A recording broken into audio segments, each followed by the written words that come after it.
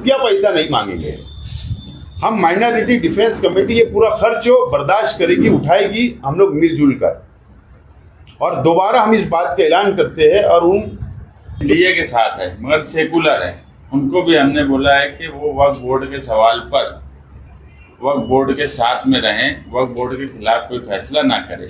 अभी अगर कोई तंजीम धरना देने वाली है, अगर वो हमको बोलेंगी वक्फ बोर्ड का सवाल और ये जो मामला मालेगांव में चल रहा है, ये दो सवाल माइनॉरिटी डिफेंस कमेटी और जिस तरीके का माहौल बनाया गया है तो उसके दबाव में है और ऊपर के प्रेशर की वजह से ही तहसीलदार ने जो है ये लेटर इशू किया है। इंशाल्लाह हमने जो एक पीआईएल दाखिल किया है उसमें हम लोग और मैं शहर की आवाम से ये अपील करता हूं कि इन लोगों के नाम पे अगर कोई चंदा मांगता है तो उसको भी चंदा ना दे। डिफेंस कमेटी की मीटिंग हुई, तमाम जिम्मेदारान मौजूद थे और साथ ही साथ एसआईटी की तरफ से और छावनी पुलिस स्टेशन में जो लोगों को मुजरिम बनाया गया, आरोपी बनाया गया, जो लोग जेल में हैं, ऐसे उनके परिवार के लोग और उनके जिम्मेदारान के साथ हमारी तफसील बातचीत हुई है। उनके साथ भी आज हमारी मीटिंग हुई। सब लोगों ने एक राय से माइनॉरिटी डिफेंस कमेटी के हर फैसले के साथ रहने का ऐलान किया है और हमको पूरा इख्तियार दिया है कि गली से लेकर मुंबई तक जो भी लड़ाई होगी वो लड़ाई आप लोग कानूनी तौर पर, जमहूरी तौर पर लड़े। ये फैसला आज मुश्तरका मीटिंग के अंदर लिया गया है। आज इसलिए हम लोगों ने मीटिंग कॉल की थी, बुलाई थी, क्योंकि मामला अब संगीन होते जा रहा है। एसआईटी की तरफ से सरकार ने एडवोकेट हीरे जो सरकारी वकील को नॉमिनेट किया है और उनका जो आर्गुमेंट हुआ है एक बेल एप्लीकेशन पर या रिमांड पे, तो वो नेशनल सिक्योरिटी का मसला इसको बता रहे हैं और इसको इंटरनेशनल साजिश भी बता रहे हैं और इस केस को अलग रास्ते पर ले जाने की कोशिश सरकारी वकील की तरफ से एसआईटी कर रही है और इसके लिए कहीं ना कहीं जमानत के अंदर तकलीफ आ रही है, दुश्वारी आ रही है। लेकिन मामला ऐसा नहीं है, मामला बिल्कुल ऐसा नहीं है। एक भी बांग्लादेशी, एक भी रोहिंग्या अभी तक मिला नहीं है एसआईटी को और पुलिस डिपार्टमेंट को, सरकार को, एक भी नहीं मिला। जो भी केसेस अभी दर्ज हुई है वो केसेस जन्म दाखिला डबल, उसके अंदर खोड़खाड़, फर्जीवाड़ा, इस तरीके से मामला है। लेकिन रोहिंग्या और बांग्लादेशी पकड़े गए ऐसा एक भी एफआईआर नहीं है या एक भी इंसान नहीं मिला।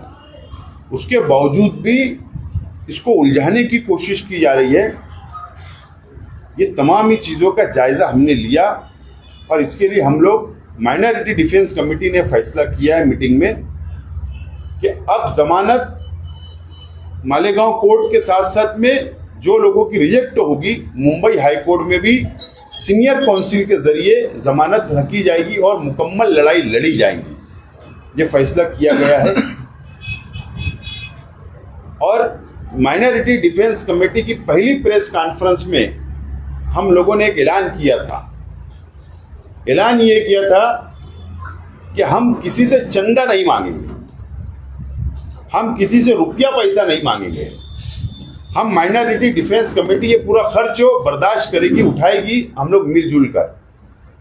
और दोबारा हम इस बात का ऐलान करते हैं और उन जो परिवार के लोग आए थे हमने उनको भी यकीन दिलाया है कि आपसे एक रुपया नहीं लिया जाएगा। कानूनी लड़ाई लड़ने के लिए बड़े वकील लगाना पड़े या जो भी अखराजात रहेंगे माइनॉरिटी डिफेंस कमेटी बर्दाश्त करेगी। तो उन लोगों से भी हमने कहा कि आप किसी को भी चंदा भी ना दें। और मैं शहर की आवाम से ये अपील करता हूं कि इन लोगों के नाम पे अगर कोई चंदा मांगता है तो उसको भी चंदा ना दे। ये बात का फैसला हुआ है। माइनॉरिटी डिफेंस कमेटी 2 ख्वातीन की बेल हमारे वकला रखे थे, उन 2 ख्वातीन की बेल रिजेक्ट हो गई। ऑर्डर कल पीर के दिन मिलने वाला है, इसलिए आज हमने जो लोग भी बंद हैं उन सबको बुलाकर एक मीटिंग किए और ये तय किया कि अब तमाम ही लोगों की बेल सेशन कोर्ट में रख दी जाएंगी, वो CR नंबर 40 के हों या CR नंबर 51 के हो। तकरीबन 30 लोगों पर FIR दर्ज हो चुकी, इसमें कुछ लोग ऐसे भी हैं जो दोनों FIR में हैं। तो सेशन कोर्ट में हमारी पूरी कोशिश होंगी। हमारे एडवोकेट अजीम खान हैं, एडवोकेट आरिफ वकील है, एडवोकेट तौसीफ हैं, एडवोकेट हिदायत वकील है कि हम कोशिश कर रहे हैं कि यहाँ बेल हो जाए। हालात आप सबके सामने हैं, इसीलिए सबको बुलाया गया कि अगर यहाँ नहीं हो तो हम फ़ौरन रमज़ान में ही हाई कोर्ट में बेल एप्लीकेशन दाखिल कर सकें, क्योंकि आने वाला वक्त अभी गर्मी की तातील कभी शुरू हो जाएगा, वो भी हमको देखना है। और कोशिश कर रहे हैं कि 2 सीनियर काउंसिल हाई कोर्ट में खड़ा करें और जितनी जल्द से जल्द हो सके वो बेल लें। दूसरी एक बात यह है कि हमारा एक PIL दाखिल है और कल जो एक फ़ैसला आया कि 2900 कुछ अरीजे जो नायब तहसीलदार ने जिनके आदेश दिए थे वो आदेश रद्द करके हेल्थ ऑफिसर जो कारपोरेशन की है और कारपोरेशन उसको दिया गया है कि वो बर्थ सर्टिफिकेट रद्द कर दे। उसमें जो वजह उन्होंने लिखी है कि नायब तहसीलदार को जो पावर दिया गया था वो उसका अधिकार नहीं था, वो पावर डेलीगेट दिया गया तो नायब तहसीलदार के आदेश जितने भी दिए गए 2900 के ऊपर वो सारे आदेश रद्द कर दिए जाए। हमारा जो PIL हाईकोर्ट में फाइल है उसी में अभी आसिफ भाई की जो हमारे वकील है एडवोकेट महेंद्र, उनसे बातचीत हुई है, तो हम उसी में एक एफिडेविट करके अटैच कर देंगे कि ये जो गलती है ये गलती डिपार्टमेंट की है। और कानून एक ऐसा होता है कि कानून एक चीज़ है और एक आदमी का सोचने का भी एक अपना एक ढंग है कि अगर किसी को पावर डेलीगेट किया गया और उसने अरीजेदार को मतलब नहीं है कि कलेक्टर के पास उसका अधिकार है कि तहसीलदार के पास है कि नायब तहसीलदार, उसने अगर अरीजा दिया और उसके डॉक्यूमेंट बराबर है तो तुम्हारे डिपार्टमेंट का इंटरनल मामला है कि वो अधिकार था कि नहीं था, उसका दाखिला रद्द करना ये बात मुनासिब नहीं है। क्योंकि 2900 से ज़्यादा दाखिले रद्द होने में बहुत से बच्चों के उन दाखिलों पर एडमिशन हुए, बहुत से लोगों के उन दाखिले पर पासपोर्ट बने। तो एक दाखिला जो बुनियादी चीज अगर रद्द होंगी तो आगे दूसरे डॉक्यूमेंट जो उसके आधार पर वो सब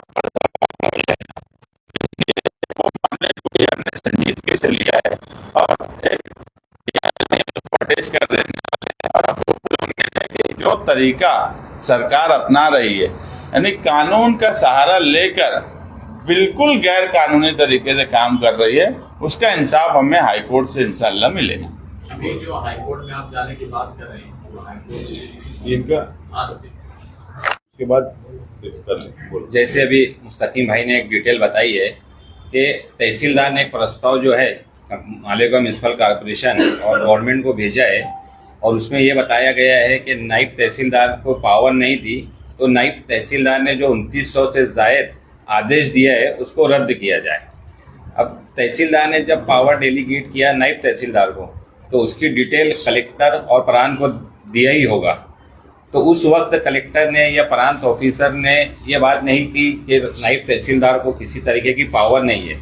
अभी जब SIT इसमें इन्वेस्टिगेशन कर रही है और एक माहौल जो बनाया जा रहा है मालेगांव को बदनाम करने के लिए और जिस तरीके का माहौल बनाया गया है तो उसके दबाव में है और ऊपर के प्रेशर की वजह से ही तहसीलदार ने जो है ये लेटर इशू किया है। तो इंशाल्लाह हमने जो एक PIL दाखिल किया है उसमें हम लोग जो है एफिडेविट फाइल करके ये मामला भी हाईकोर्ट में रखेंगे कि जब इन्वेस्टिगेशन SIT की चल रही है और जो दाखिला 2900 से ज़ायद लोगों को मिला है वो गलती जो है वो तहसील ऑफिसर प्रांत और कलेक्टर की है, इसकी वजह से आम लोगों को तकलीफ ना हो इसके लिए जो आदेश रद्द करने की बात की जा रही है उसको कैंसिल किया जाए। बोल रहे आप हाईकोर्ट में आप जाने की बात कर रहे हैं, महाराष्ट्र में हो या हिंदुस्तान में इस तरह का होता था कि जब भी मुसलमानों के जुर्म होता बेगुनाह लोग जेल की सजा पीछे रहते थे, जमीन दोनों में आगे बढ़ के उनकी मदद करती थी और लाखों रुपया वो खर्च करती थी उसके ऊपर। अगर आप ये कह रहे कि आप ये करेंगे तो ये लाखों रुपये का खर्च है अभी और उसको मैनेज करना और ये करना, तो क्या आप खुले इससे जमीयत उलमा से अलग हो जाने का या फिर उससे मदद लोग ना ले, ऐसा आप ये करेंगे? मैं मेरे ताल्लुक से कहूँगा, मैं जमीयतुल उलमा का मेंबर नहीं हूँ, तो अलग होने का सवाल नहीं। मैं मेंबर ही नहीं हूँ, तो मेरा अलग होने का सवाल नहीं। नंबर 1। नंबर 2, ये जो लड़ाई है, ये माइनॉरिटी डिफेंस कमेटी, ये सियासी लोग हैं, सियासी बात समझ लो। और हम लोगों को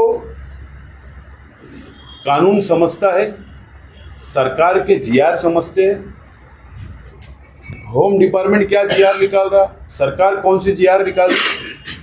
हम लोग जमीनी वर्कर है और हम लोगों को कानून समझता है, इसीलिए हम लोग ये लड़ाई को हाथ में लेकर हम लोग आगे बढ़ रहे हैं। लेकिन पैसा लगेगा तो जरूरी थोड़ी चंदा जमा करो हर काम के लिए। चंदा जमा करने की ज़रूरत क्या है? हमारे जैसे लोग साहिब हैसियत लोग हैं, हम अंधेरे के अंदर क्या मिला देंगे, क्या कर लेंगे कौम के लिए लड़ने के लिए, हमको आदत है और हम लोग लड़ने वाले हैं उसके अंदर। इसके अंदर कौन क्या कर रहा है हमको उससे कोई लेना देना नहीं।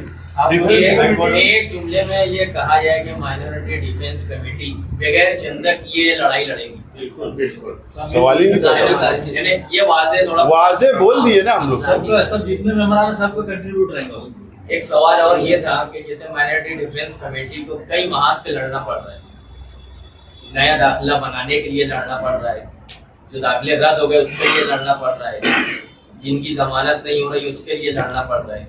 अभी एक मामला वक्फ का भी है। 13 मार्च को जंतर मंतर पर मुल्क भर की बिजली तंजीमें धरना दे रही है, तो मालेगांव से इसको जोड़कर क्या आवाज कुछ ऐसा प्रोग्राम है आपका या कुछ हिमायत जैसे?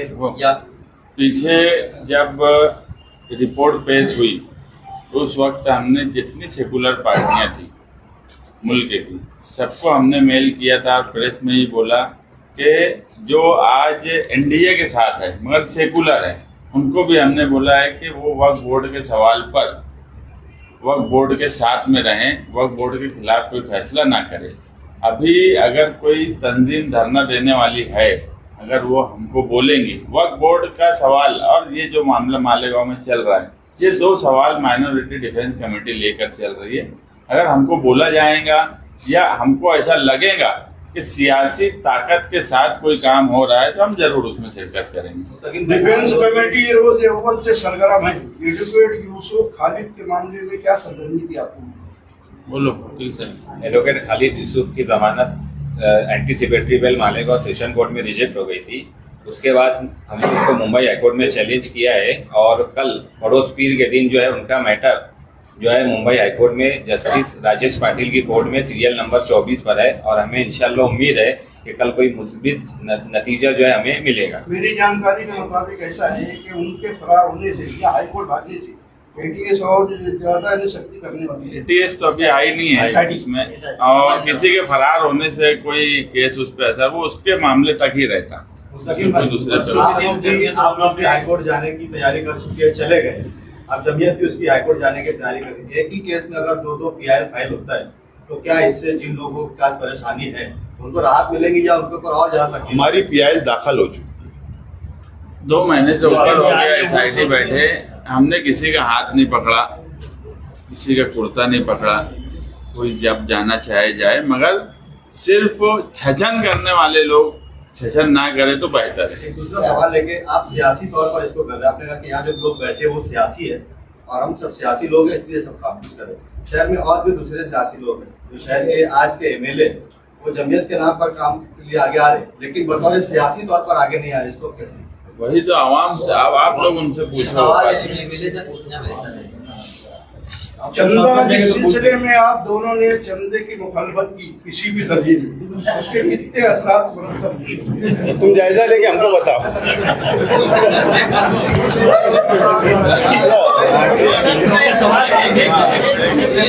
जायजा लेके बता रहे यार। अभी आपने कहा कि यहाँ पे हम आप सब लोग सियासी है, जमीयत उलमा की परसों के दिन मीटिंग हुई, उस मीटिंग के अंदर आप दोनों पे पर्सनली जो है बहुत ज्यादा टीका की गई और ज्यादा जो है ना ऐसे लफ्जों का इस्तेमाल किया गया जो नहीं करना चाहिए। थोड़ी और ये तस्वीरें ऐसे लफ्जों का, उसका आप किस तरह से जवाब देंगे? क्योंकि वो ज्यादातर उन्होंने ये कहा कि हम तो चंदा महाराष्ट्र जमीयत का कर रहे, मालेगांव की जमीयत का नहीं कर रहे, हम पे इल्जाम लगाए गए वो सारे गलत है। तो इसको आप किस तरह से? मैं चाहता हूं कि ये प्रेस कॉन्फ्रेंस टर्न हो जाएगी, तो मैं चाहता हूं कि इसको अभी यहाँ पर रोका जाए। इंशाल्लाह 1 या 2 रोज के अंदर मैं खुद उस ताल्लुक से प्रेस